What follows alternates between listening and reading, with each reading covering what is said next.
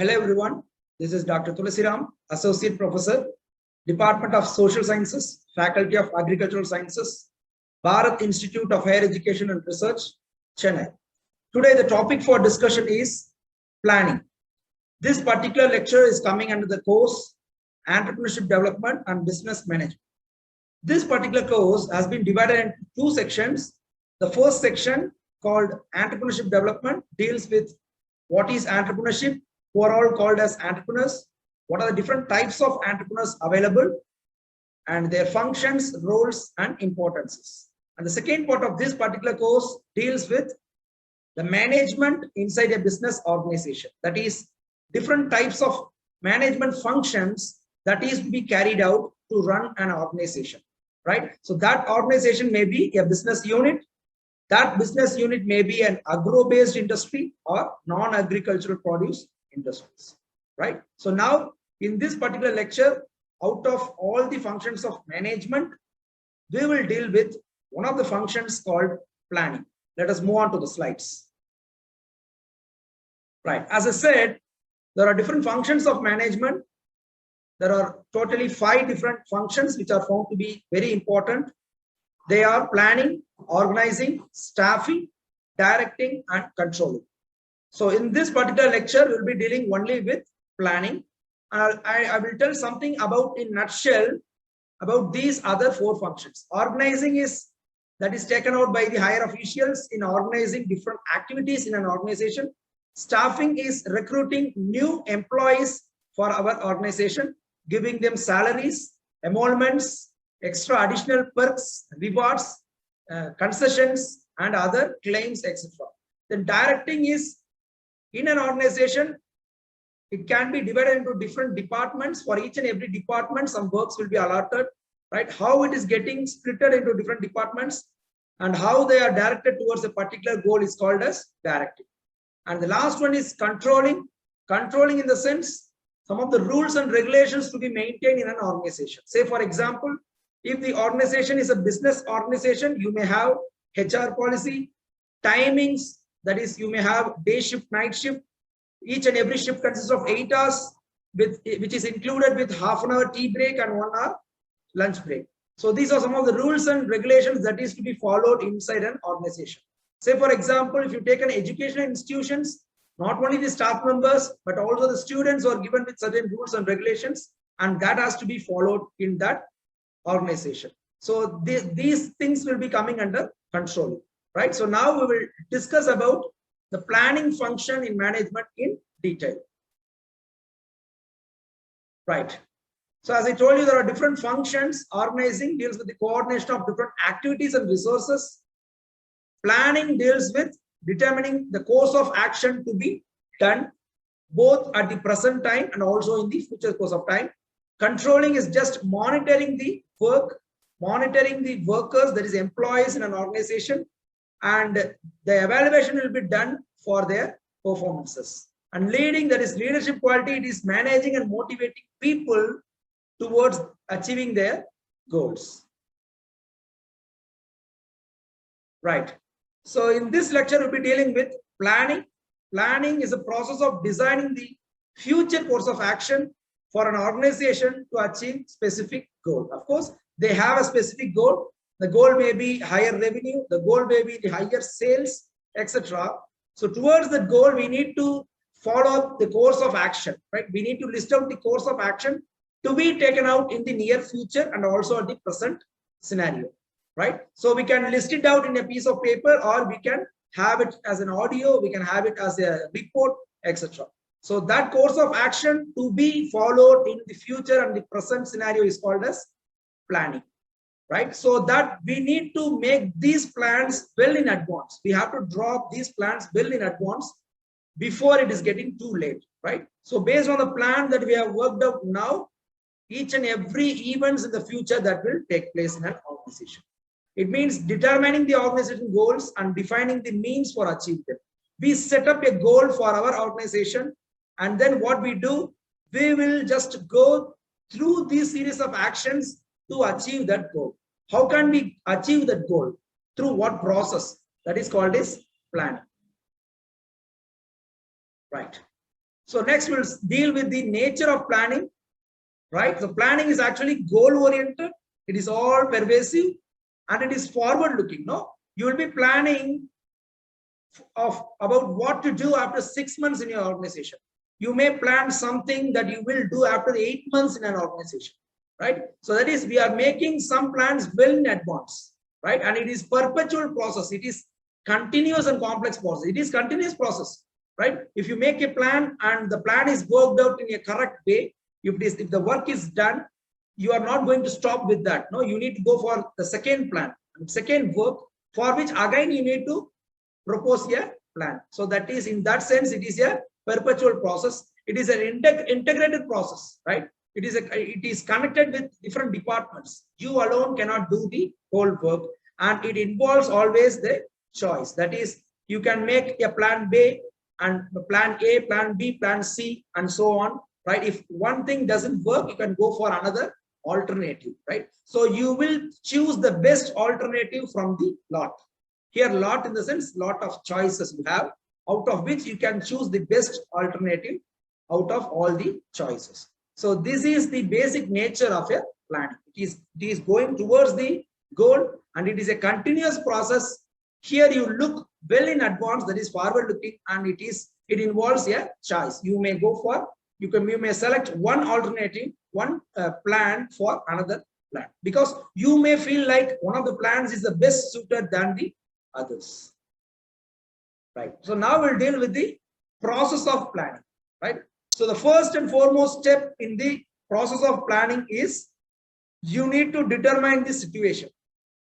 What's going on now, what we have now, and what we need to have now. What do we demand, right?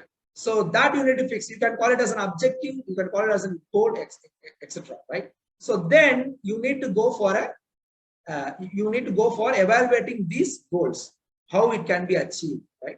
And then followed by this evaluation, you need to guess the risk in this plan. If you make up a plan, of course, there are some benefits and also some risks when you try to follow up the plan, right? So you need to guess that risk which is involved in that plan. Then you can create a plan after considering all the risk factors.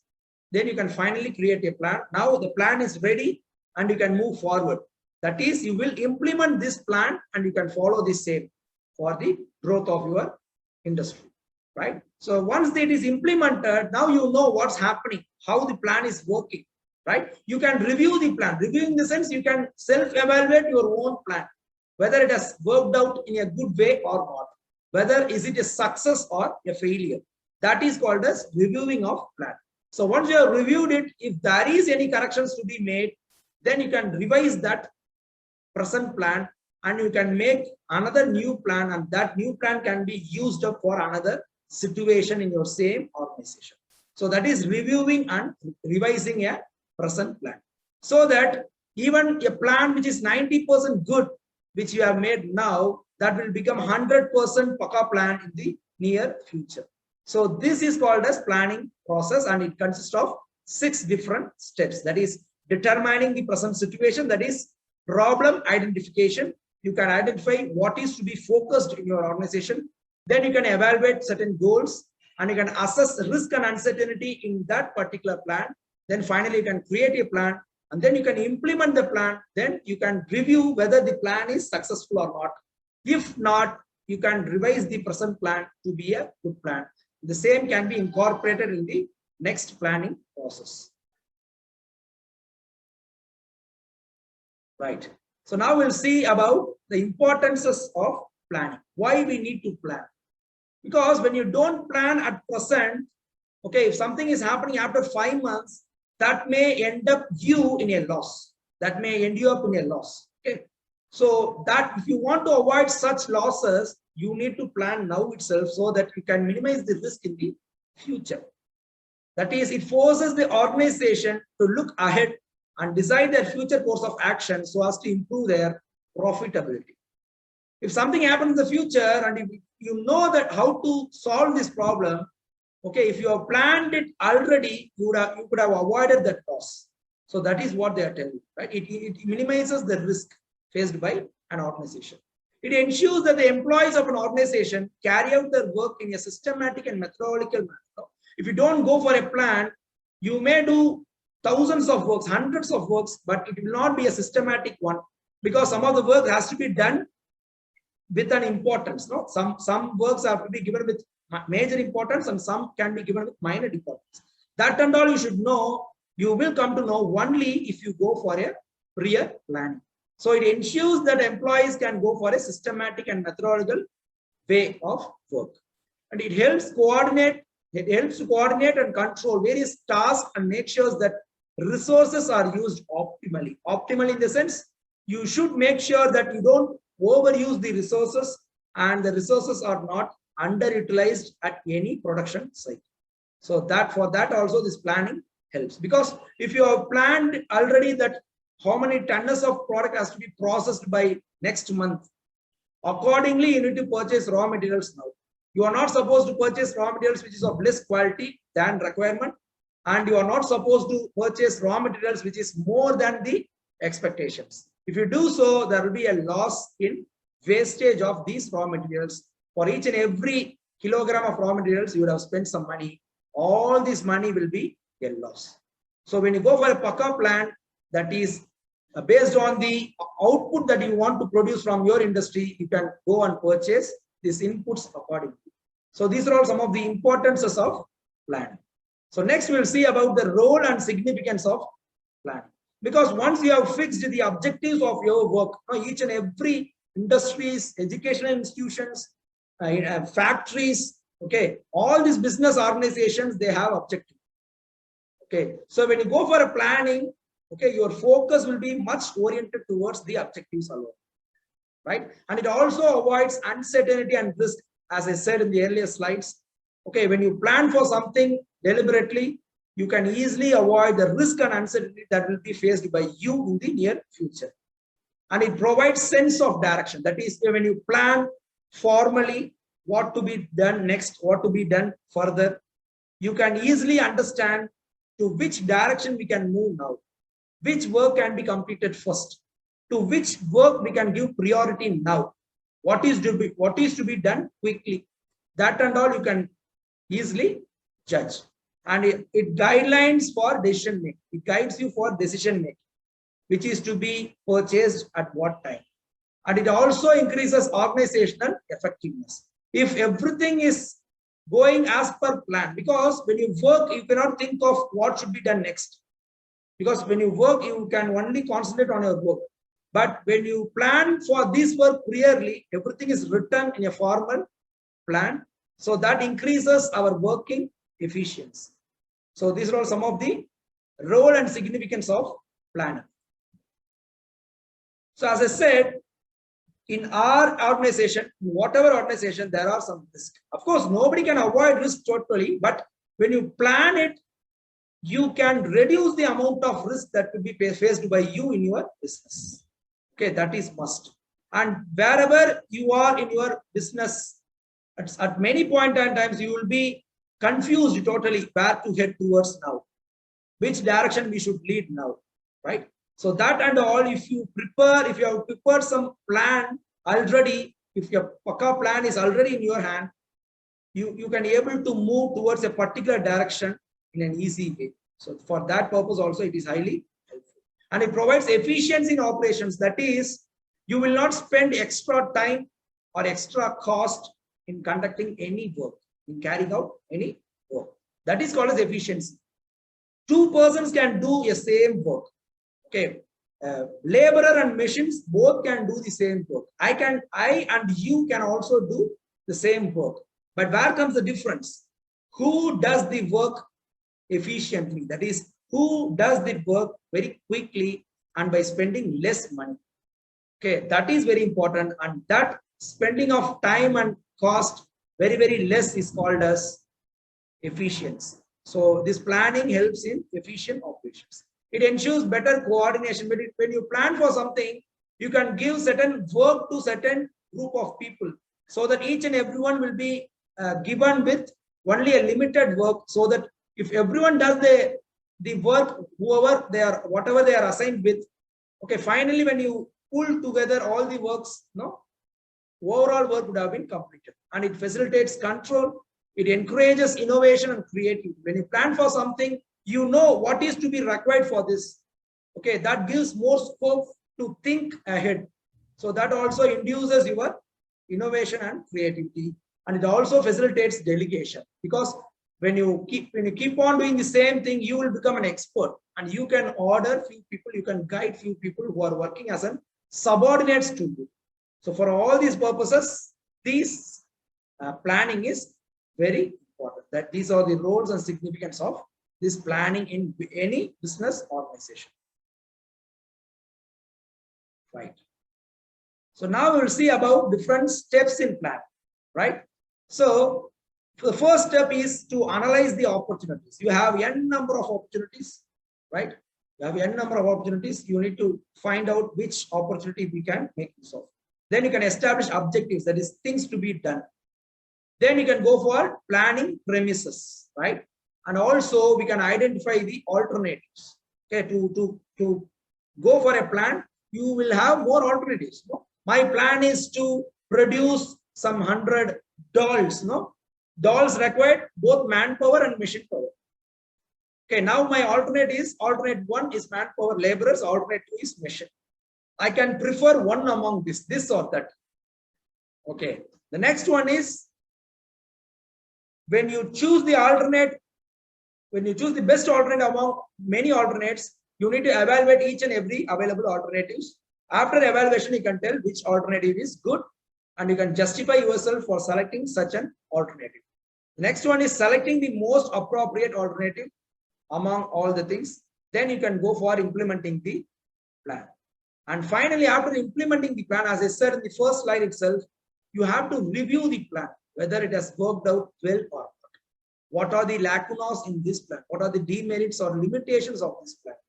Where we lost too much money, where we lost momentum in this plan, that and all have to be noted down. Then only when you note it down concurrently, when the planning process is going on, then only when you're able to review the present plan, so that you will make this 90% good plan into a pakka 100% good plan. So for which you need to review the present plan. Right. So you can have different criteria to review anything, not only plan, to review ourselves. No, when you go for an interview or whatever it is, right? When you go for a meeting, when someone tries to evaluate you, they will have different checklists. They will have different criteria. No, for a teacher, it is not only the sound. They also should check with my knowledge. They also should check with my personality, right? Communication skills, right? Experiences. So there are some 5 criteria, okay, that they can make as important for selecting a candidate. So likewise, to review a plan, you can tell like how conducive it is, how cost effective it is, that and all you can make a note. So for all these preferred criteria, you need to give marks. So if everything is a tick mark, if all the marks are good for the plan, that particular plan is good. If there is any lacuna, you can try to correct that mistake with respect to that plan. Okay, so these are all some of the steps in planning. So now we'll see about different types of planning, right? The first one is operational, tactical, and strategic planning, all formed under one category. The second one is proactive or reactive planning. The third one is formal and informal planning. Fourth one is functional and corporate planning. The first one, operational planning. It is a short range plan, normally a year or a one production season, and it's done at lower level. Okay, I mean subordinates level. Done. So it serves for the efficiency, that is doing things right rather than effectiveness, that is doing the right things. Some of the examples for operational planning is market plans, production plans, and financial plans. The plans that we make for market, production, and finance, that is coming under operational plan. That is to run your business in operation, you need to make some plans. Okay, why it is called a short-term plan? You will be making plans only for that particular production cycle, or only for that particular year, or only for that particular season. So next one is tactical or coordinative plan. It is otherwise called as intermediate plan. It integrates various organizational units and ensure commitment to strategic plan. Third one is strategic plan. it is called as long range planning. So whenever it is a short range plan, that will be done by the lower group people, that is who are subordinates or workers. Whenever it is long range planning, that will be done by the hierarchy, person who is at the top of the hierarchy, right? And short range plan only for 1 year or 1 season or 1 period. And these plans that will be extended for 5 years or even more. Some of the examples for these kind of plans that will be taken by petroleum industry, paper, petrochemical industries, and they usually plan for a period of 5 years or more than 5 years. So these planning, strategic planning, is otherwise called as long range planning. So next one is the protective, proactive and reactive plan. Proactive in the sense, right, it will fill the holes created by unforeseen events. Unforeseen in the sense you are uncertain about what will happen in the future, right? So priorly you can guess what may happen in the future. So accordingly you can fill all the loopholes that you may positively meet in the future. You are not sure that that may happen, but you can guess that that may happen and that may create a problem for us. So accordingly you can proactively, priorly you can go for a plan, that is proactive plan. And just opposite to that you have in reactive plan. We do not give consideration to what we decide the future to be like. We don't consider what's going to happen in the future here, right? We are not going to consider about the future, right? So, but once it happens, at that point of time, we will go for reaction. We will react, right? If something happens during the plan, during the process, we will face it then and there, and we will come up with a solution. That is called as in reactive plan. The third type is formal versus informal planning. Formal planning that consists of written plan, documented plan, or hard mental work. That is, the famous saying in English says, look before you leap, right? Formally, you need to make this plan in a written form or in a report or documented form. And based on the plan that is being formulated now, the future course of actions will be taken place. Right? The second type is informal planning. Example, managers, they do not plan for contingencies. Contingency in the sense, what may happen in the future? What are the possible future course of actions that will happen? Okay, so they don't anticipate any situations. They don't give room for such things. They don't anticipate this may happen, that may happen, this risk we may face, that uncertain thing that may happen. That and all they don't anticipate. They will simply go, if something happens in the future, then and there they will come up with an idea and solutions. So that is called as formal and informal planning. So some of the examples for formal planning, the budget, right? That is contingency budget. In the future, you may face a risk for which you need to allocate some fund out of the total fund available, right? In the future, to run this project, you need to spend 23% out of the total money in the form of cost. For a designing purpose, for any model that you create, machine that you prepare, produce, you may require 15% money out of the total money for designing or upgradation of your machines. And who knows, in the future, apart from our plan, there may be some other expenditures that may come in our way, that may even take up 20% out of the total fund that we have for our project. So this is a typical example for formal planning. So the fourth one is corporate and functional planning. So this functional planning is segmental in nature because each and every organization will be divided into different departments. Each and every department has to function separately. But the thing is, it has to be worked in a coordination. If there is no coordination, that means the production will do only the production activities. If they don't speak up with the finance people, then there will be some problem. There will be some deviations because production people, they have to make contact frequently with the finance people. Then only to go for purchase of inputs, raw materials, they can get fund from the finance department. So they need to have some connections with the other department. Then only coordinatively you can complete a common work. If all these functions of all these departments comes together, then only we can complete a whole lot of work, right? So this is about corporate planning versus functional planning.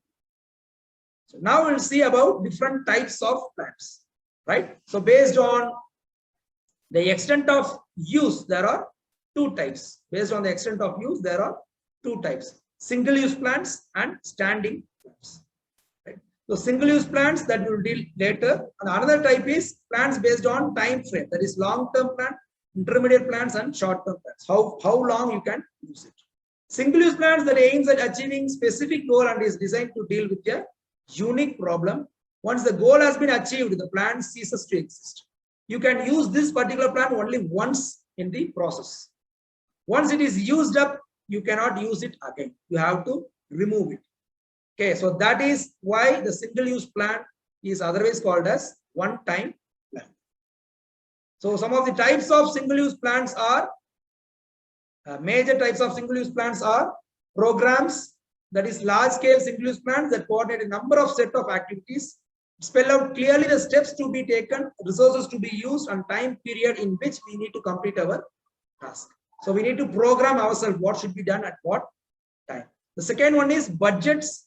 That is the expected results of future period in numerical terms, right? How much we are incurring now at present and how much money we can get back as revenue in the future. The budget may be expressed either in financial terms or in terms of units of products, labor hours, machine hours, or any other numerically measurable term. You know what are the things that you require to run your work, right? You need human power, that is manpower, you need inputs, you need electricity, other things. For each and everything, you need to spend money. But how much you will spend money, you know the units of which you require with respect to each of these requirements, right? You know how many people you need. You know how many units of electricity you may use. You know how many quantities of raw materials that you can buy, and you know the price level of these raw materials. Based on which you can easily work out the budget that is to be required by the project. So it indicates the financial resources necessary, which is needed for supporting the various activities included in a program. For programmer, you need some money to run this program. So if you know the exact numbers of inputs that you require, you can easily guess the budget which is required for running our program. The third one is project. A project is similar to a program, but it is smaller in scale and less complex. It is not so complex. It is self-contained and single-use plan. It helps in precise allocation of duties and effective control and easy implementation of the plan. And the second type, the first type is single-use plan. You can use the plan only once, right? Standing plan, second one. Standing plan refers to specific actions which have been developed for dealing with recurring situations, right? So continuous. There are three types here. One is policies, procedures, and rules. We will see one by one. The first one is policies. It specifies the broad parameters within which organization members are expected to operate. Right? So policy, I have a policy. My college has a policy. My company has a policy. Like that people will be telling no. Because in policy, they do not specify what actions to be taken. But they provide general boundaries of action that is to be followed. Right? So coming by 8 o'clock, going by 10 o'clock, that and all they will tell. They don't tell what will happen if you don't go after 10 o'clock, right? So that these things are called as policies. Then procedures, it is a chronological sequence of steps to be undertaken to achieve an objective. Okay, so what are the steps that we need to follow to do your work? Normal procedure that we have for analytical work inside the laboratories, also people used to do this, right? List of things that is to be followed in chronological sequence. First step, second step, third step, etc.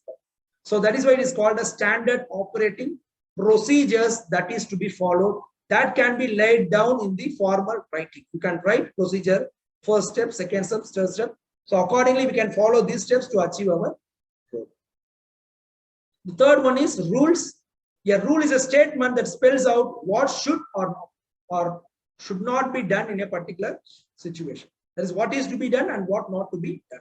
So it is very rigid and definite plans that do not allow for deviation. Okay, these are the rules and regulations. Any deviations with this will be punishable, like that you can see in all the advertisements, in all the rules and regulations framed by some of the companies and other organizations. It helps ensure that employees behave in a desired manner. Everything is formal, everything is systematic, etc., and make their actions predictable. You have to order them what to do. They are here to work according to the rules and regulations framed for them. Okay, and people normally think like only the subordinates and workers and laborers, they have all these rules and regulations. It is not so. The superintendent will be ruled by the assistant managers. Assistant managers will be ruled by managers. Managers will be ruled by CEO and other owners of the organization. So it is everywhere. Each and every point of an organization will have rules and regulations that is to be followed without any deviations. Right. So we have talked about different types of plans, right? So the plan is something that we drawn up in advance. That is what we are going to do after 5 months. It will be planned priorly before 5 months, right? Okay. But how advanced we can make this plan? Because we cannot make it very early. Because if we make it very early, say for example, if you want to do a project by 2024, you cannot plan it now. If you plan it now, there may be some problem in the near future. You may face some problems because there may be any changes in the price. There may be any changes in the government policy. You may try to produce a particular agro product that may be banned by the government of India. That may be banned for exporting from India to other countries because of some consumption problem in our country, domestic consumptions. That particular product may be banned in the country which is importing the product from India. That is, importing nations may ban our product. So that is why we can go for a plan, but it is not supposed to be very early than where we started. Okay, so how advanced a plan may be, right? Most of the people, that is out of 100%, 63% of the people, they tell that the plans can be laid down just before 1 year or less than 1 year, right? So if we want to do your work by now, this if it is 2018 January now, okay, if I'm going to do a project by 2019 January, I can plan from now on, but not before 2018, not before 1 year. So out of the total organizations, out of the total planners, right? So out of 100, 63% of the people, they plan just before 1 year or less than that. Okay. Right. So you can plan for anything. You can go for different plans. You can go for budgeting. You can set certain rules and regulations, policy framework, programs to be followed, set of procedures to be followed one by one in a chronological sequence.